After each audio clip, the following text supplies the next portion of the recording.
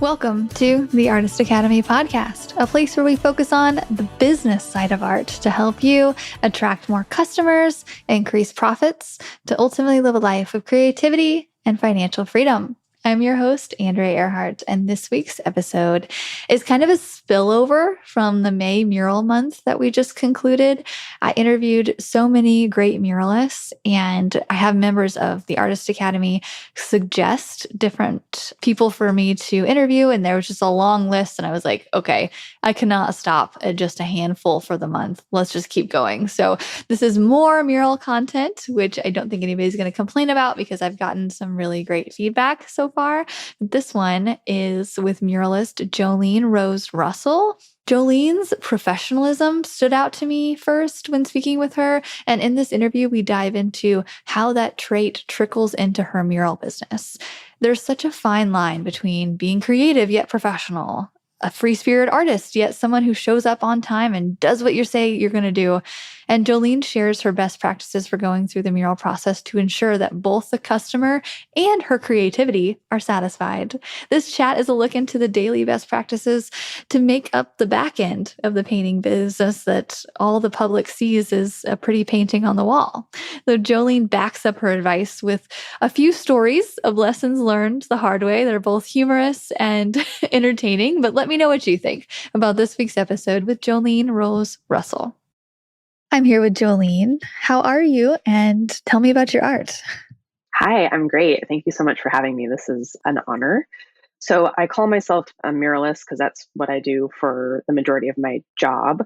But I would say that I'm an artist in general. I started out doing acrylic paintings, oil paintings, some charcoal and chalk drawings, things like that, and sort of pivoted into doing murals as my profession. Okay, so chalk murals, chalk drawings, chalk murals. Both. Okay, tell me about that. That's something I have not dabbled in. First off, my main question is how do you deal with that it's just going to get washed away? Yeah, that's a big question that we get asked a lot. So the majority of the chalk work that I have done has been at like chalk festivals, street painting festivals, and people can come and they can watch the process. It's usually about 2 days or so, and people can see everything from start to finish, which is a really cool kind of peek into artist processes. But yeah, people are always like, this is temporary. It's not permanent. Like, that's such a shame.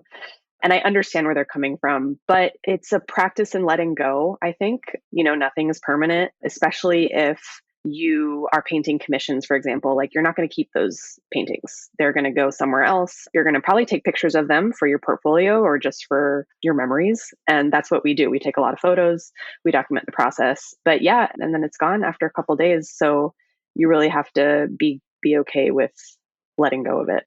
How does one get into chalk festivals? So I consider myself very lucky because I went to high school in San Rafael, California. And unfortunately, it's not happening anymore, but they used to have one of the biggest chalk festivals in the country in San Rafael. So as a student in high school, I was very into art. That was like my main kind of focus. And our art teacher, Tia Warner, she was very involved in getting the students out and into artistic stuff, creative stuff. And the street painting event usually happened right around the end of the school year or maybe just after the school year had ended. So I actually did the local street painting festival 4 years in a row for all years of high school. And that's kind of how I got into doing large scale pieces. I really enjoyed working big. That's true with I don't really think about that. I think I just know it lives on in somebody else's home. But my friend and another artist, Austin, we worked on a mural in Cozumel and he just went and visited there and he sent me a picture and they have like a display case in front of our main mural. And he's like, you can't even see it. I'm like, oh, why would they do that? But it's also like, it's kind of gone in that way. So I guess I do just let go of every painting after I finish it or mural. So it's the same thing. Yeah. Yeah. And most murals are like, as the artist, you have the right for it to stay there unless you have a specific, contract where the client says that they have, reserved the right to paint over it if they want to, which happens. And, it's one of those things that I'm just like, well, it is what it is. Take a lot of pictures. Yeah. So how do you get customers when you first started out? How are you getting customers now? So let's see. I think when I first started out, It was majorly word of mouth. And I also set up a website with Squarespace and I utilized the SEO, search engine optimization tool, which I think was really helpful because people would search, muralist in the Bay Area where I used to live, and my name would be one of the first things that came up. So that was really helpful. Definitely would recommend getting SEO if you don't already. I mean, I'm sure you have it, but anyone listening doesn't already have it. Okay, SEO. And your second half of your question, how am I doing it now? Honestly, a lot of the same. I mean, people see my name on a mural that they enjoy and they'll reach out that way, usually through Instagram, sometimes through my website. I don't market myself a ton, which I feel really lucky in that way that people are just really interested in my work from, seeing me around and seeing my work around. Okay. Yeah. So SEO, how did you go about that? Well, as I mentioned, my website is through Squarespace and they have like a built-in SEO Ooh. tool, which is great. So I have had Squarespace since I started. I don't really know how other website hosting platforms do that. But yeah, if you have a platform with the built-in SEO, I think that's really helpful and easy. So they just have you type in keywords and it lives on your website? Yeah, I don't totally understand how it works, but yeah, on the platform, you're supposed to enter keywords. And it seems like when you Google things with those keywords in it, I tend to be up at least on the first page of Google, which no one ever looks past the first page. So that's helpful. True. Okay. Yeah, that sounds like a great tool. Like, why does every website house hosting platform not have that? I don't know if Shopify has Hmm. that. That's what I'm on, but I should look into that. Okay, noted. Okay. We love to talk about business and money and all the things. So, Hmm. how do you price your current projects? Currently, to be very honest, I have like a range of prices, right? So I go from between $20 per square foot to $40 a square foot. And I usually just kind of play it by ear in terms of how much I'm going to charge for a project. If it's something that I'm really excited about, it's more of a passion project, leaning in that direction. I might charge a little bit less because it's something that like I'm stoked on and I really want to do. If it's something that is not really in my wheelhouse or something that I'm less excited about, I might charge more and that makes it worth my time. I feel you. Yeah, Yeah. it's like the exciting factor, like the likability factor. Sometimes of like if your customer is just so freaking nice and they're letting you have a lot of design control, you're like, okay, I like Yeah, you. exactly. Exactly. Yeah. And I just recently gave myself a minimum charge. So right now I'm charging $5,000 minimum for a Ooh, project. And that's mainly because I'm going for the bigger, more like projects that I can really spend a few months on, or maybe not a few months for $5,000, but a little bit more of something that has more substance. yeah, Not that small projects don't have substance, but you know what I mean? Something that I can really sink my teeth into. yeah, and stretch your creative abilities. Really think on it, and yeah. Hmm. Who are your customers mostly that you're talking to get those bigger projects?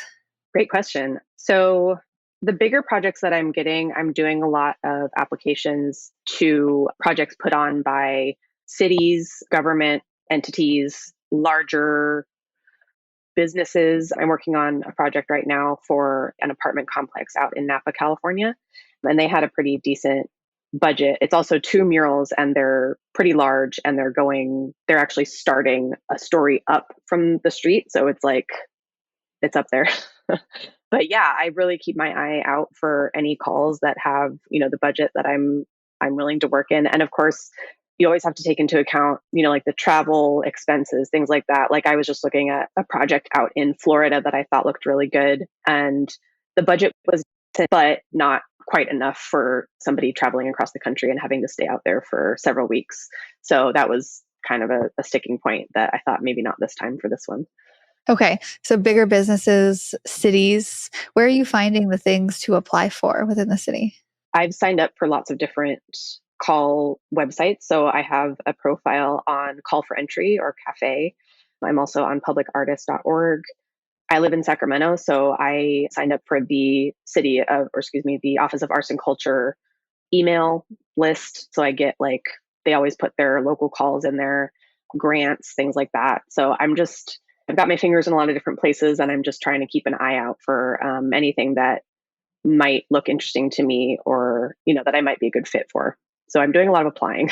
Okay. Out of how many that you apply for do you get? Because I am just starting to apply for things and there's some I'm like, oh, this is a great idea. I'm going to send it to them. They're like, nope, you don't make it past the first round. I'm like, okay, thanks. Yeah. I will not lie, it can be rough. When I first started applying for things, I would like just apply for anything that I thought was even remotely close to what I could do, and just rejection after rejection after rejection. So it's not for the faint of heart, but you have to remember that there are so many artists, so many good artists in probably your state, let alone, the country, let alone the world. There's just a ton of competition, and just don't stop doing it, because, as what was it, Michael Scott said, you miss 100% of the shots you don't take, by Wayne Gretzky. Okay. What are some pointers when applying for these things then? Like something that like that you do that you try to do every time or that you've learned through feedback of applying for these and not getting them or getting them and you knowing why or I think the first year that I started applying and getting a lot of the rejections, I don't think I got anything in my first year that I started to apply to a lot of things. why do you think that is? Well, I will say, so I was talking to my friend Jane of Inktwell, who's an artist out here in California. And, I was just talking about how bummed I was that I wasn't getting anything. And she asked, are you focusing on things that are like really important to you, that you really feel called to? And I was kind of like, not really, just sort of blanket applying to everything. And she said, well, it might behoove you to focus on things that are really important, that you feel drawn to, and that feel like something that's really your fit. And so I have been doing that. I whittled my scope down a bit more. I'm still looking at projects, across the country, but I'm being a lot more intentional and specific about the ones that really feel like something that is specific to me. And I have gotten a couple projects. One of them was from San Jose, which is a city not far from me. So I think that helps that I'm like sort of semi local. And it also had to do with portraits. The people that decided that they wanted to hire me, I said, what made me stand out? And they said, we really loved your portraits. We loved the expressiveness that you put into the faces that you paint. And also the color, that was a sticking point. So I think it's really good to ask, when you do get a job, or even when someone reaches out to you and says, we saw your name somewhere, we would like to hire you. I like to get a little bit more information, like, where did you see my name? What mural was it? Or like, did someone recommend me? It's always good to know like where the jobs are coming from. Definitely. Just remembering to ask is a good Yeah. one. Okay. So I like to ask guests what's their special sauces? Like what is the thing that you've done or you've made a practice of or a skill that you have that is the reason that you think that set you apart from others or has been one of the main ingredients to why you're successful for a long period of time and have made this your business? I've been told by a lot of different people that I'm very professional, which I think maybe they're surprised at, because they don't think of like an artist as being professional, which is like kind of silly, but I get it. And I try to think of how I would like to be informed if I were the client. So communication is huge, like making sure that the client is aware of everything that's going on, being very clear in like, this is my process, this is how things are going to go. Steps 1, 2, 3, like here's the contract. Once you sign, there's a deposit. Once the deposit is received, you'll get the design, and then et cetera, et cetera. Making sure that they're very clear on the process, and even like scheduling stuff. Like if you say, I'll be there 9 a.m. on Monday, and if you're a little bit late, just keeping them informed, making sure that everybody is in the loop. I think that's really important. Yeah, communication is just such a good topic to touch on as well, because Mhm. even just what do you think your best practices are for communicating with customers, like showing them examples visually or giving them updates of progress? Or what do you think? Yeah, I think both. I think visual stuff really resonates with a lot of people, especially like when I first started out, I actually started out doing chalkboard menus for businesses. And I would always ask, like, this was back when Pinterest was it's still a thing, but it was more of a thing back then. I would always ask the client, like, hey, if you have a Pinterest board, like send me the Pinterest board, like some kind of like a mood board or something that if you've seen something around that you're like, ooh, I really like that. Like, I want to see it because that gives me more of an idea of the style that you're looking for, the mood, maybe the colors, things like that. Yeah. So that's helpful for me in terms of visuals. And also, I haven't started doing this 100%, but occasionally I will send like a mood board to a client just to give them an idea of like what's going on in my head, the colors and the content, things like that. Okay, that's really good. So a mood board. Do you use a mood board for most of your projects? I don't. It's kind of a new thing that I just started doing. I don't know if you'd consider this a mood board, but I definitely collect like examples of other murals or art or styles that I really like when I'm trying to figure out a design for a new project. I'll make like my own Pinterest board or something like that to collect things that like I'm really inspired by to sort of work from that. Okay. Yeah. There's several projects that I'm thinking that come to mind that I wish we would have done this up front because I asked them, what colors do you like? And then they answer me and then I give them what I think they want. And I'm usually pretty good at that. And then they're like, oh, no, we want this. And they give me something like really moody or really dark and green or something. I'm like, oh, when you said green, you meant that green, Yeah. not this green. So I can see where the benefit. Right. There's lots of greens. Yeah. Yeah. Not the rainbow green that's popping in my head. Right. Okay. Well, do you have any fun stories of lessons learned or things that pop in your mind of, I don't know, things kind of like that? Like I just explained with the green. Yeah. Fun stories. Oh gosh. Well, I wouldn't call it fun exactly, but I feel like this was a good learning experience for me. So I was hired to do a mural a couple of years ago, and we had a lot of back and forth with the design layout. And I have in my contract that you have a couple of revisions of the design included in the price until it's another charge for like another design. And we kept going back and forth about the design. I did like the 2 revisions. They decided they didn't like any of them, so then they wanted to pay me for another design. So we did that, and then they wanted to pay me for another design. And it got to the point where I had done 6 like distinct designs, not just variations of the same one, but like distinct, totally different layouts. And I was kind of like, pick one, please.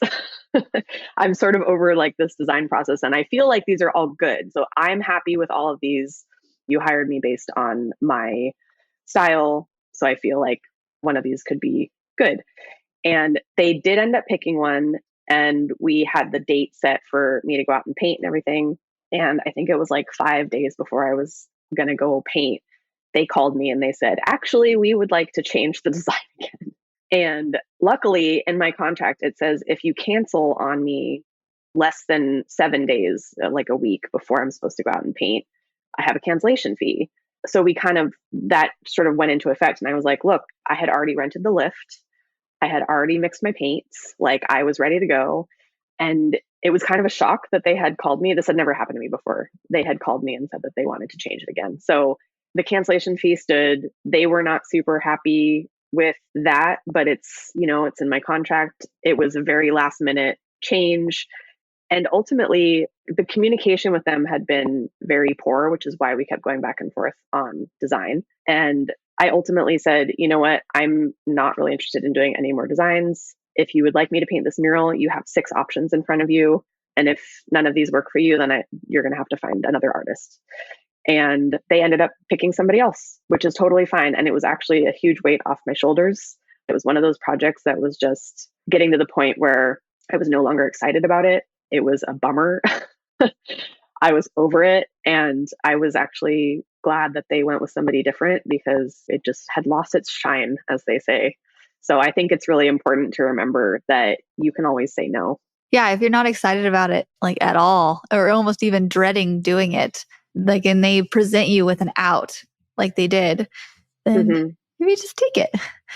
Okay. Yeah. Yeah. There's been a couple that I can even just think of, not necessarily specifically, but just like several times where I went into it and like, this customer might be kind of hard to deal with, because then if you go in and you paint it, what's going to come then? The revisions of while you're painting it, the nitpicking while it's happening. It's like they don't really stop after you just Yeah. created I've had one customer in particular, and finally I was like, it just got to be laughable. So I went from all the emotions of, okay, here we go, excited, to this is really annoying and dread, to like, this is kind of funny now. So, and then yay, it's over. Right, right. Yeah, I've learned to stick to my guns, I guess you could say. I'm definitely a people pleaser. I want everybody to be happy, especially when it's my work, like it's my baby. Like I want you to love it and I want you to be happy with the service that I've provided for you.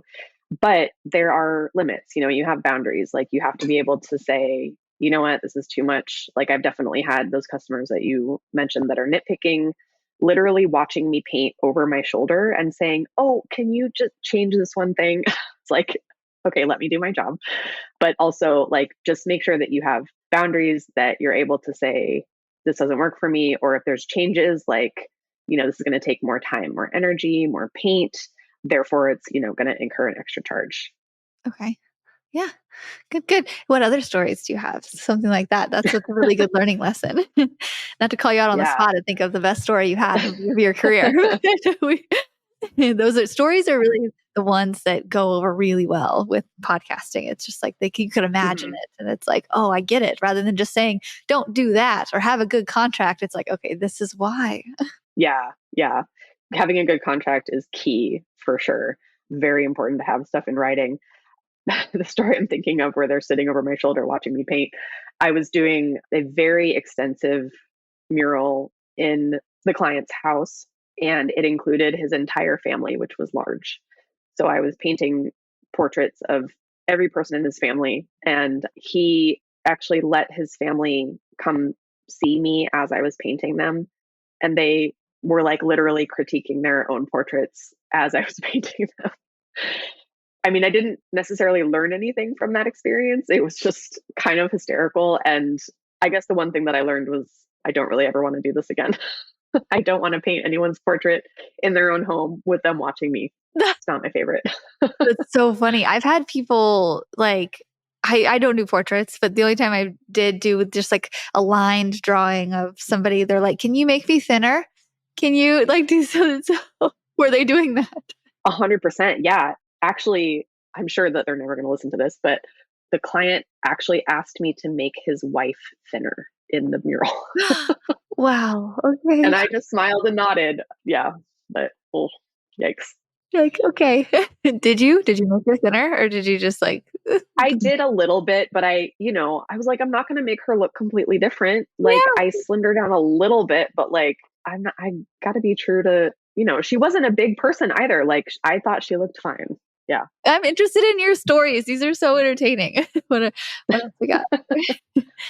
The classic stories that I'm sure every single muralist has dealt with, especially female presenting muralists, where people, usually men, but not always, will just make comments in passing. They usually mean well, but they're odd. A lot of times, like if I'm on a lift, it's like, do you know how to operate that thing? Or like you're on a ladder and it's like, oh, do you want me to hold the ladder for you? Like, no, please don't touch the ladder. I had one guy once, luckily I wasn't that high up, but as a quote unquote joke, he like grabbed the ladder while I was standing on it and it freaked me out and it was like really uncool. And he thought it was funny. It wasn't funny.